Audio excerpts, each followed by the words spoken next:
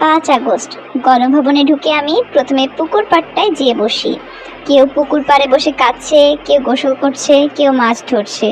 সবার মাঝে মুক্তির আনন্দ। এর মধ্যে এক মধ্যবয়সী ভদ্রলোক আমার পাশে এসে বসেন। যে গ্রুপটা সর্বপ্রথম গণভবনে ঢুকে তাদের মধ্যে তিনি একজন।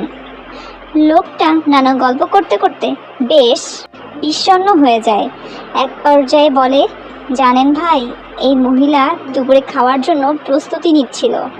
তার ডাইনিংয়ে 10 থেকে 12 পদের আইটেমের বুফে প্রস্তুত ছিল।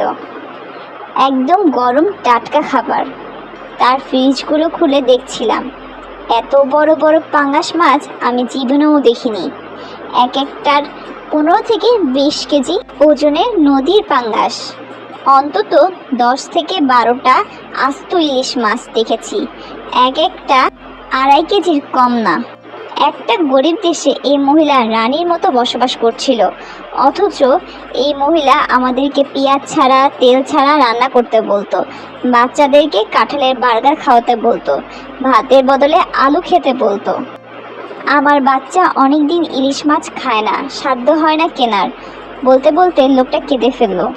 আমি কিচ্ছু ধরি নাই, খুব ঘৃণা লেগেছে এই খাবারগুলো দেখে। তারপর চোখ মুছতে মুছতে বলল, শেখ হাসিনা এদেশের মানুষকে প্রচণ্ড ঘৃণা করতেন আর আমাদের কষ্ট দেখে আনন্দ পেতেন। কথা সত্য, উনি আমাদেরকে ঘৃণা করতেন, অসম্ভব রকমের ঘৃণা করতেন।